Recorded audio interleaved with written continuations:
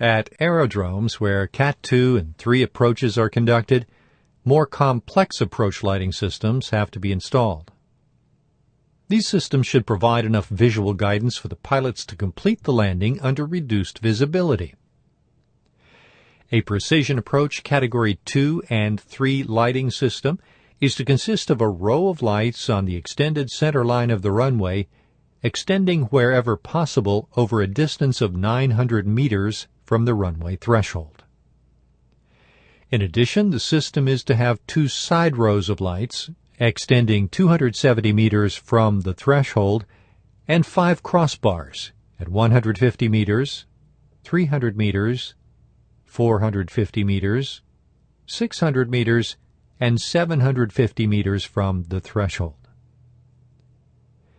Please note that the length of 900 meters is based on providing guidance for operations under Cat 1, 2, and 3 conditions.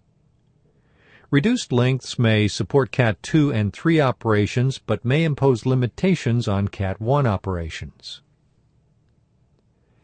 The lights forming the centerline lights are to be placed at longitudinal intervals of 30 meters, with the innermost light located 30 meters from the threshold. The center line for the first 300 meters from the threshold is to consist of either A. barrettes of 5 lights uniformly spaced at intervals of 1 meter, or B. single light sources where the threshold is displaced 300 meters or more.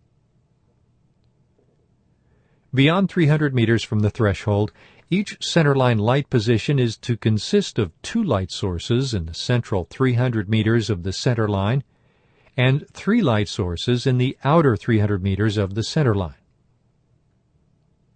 The lights forming the side rows are to be placed on each side of the center line equal to that of the touchdown zone light barrettes. The length of a side row barrette and the uniform spacing between its lights are to be equal to those of the touchdown zone light barrettes. The crossbar provided at 150 meters from the threshold is to fill in the gaps between the center line and side row lights.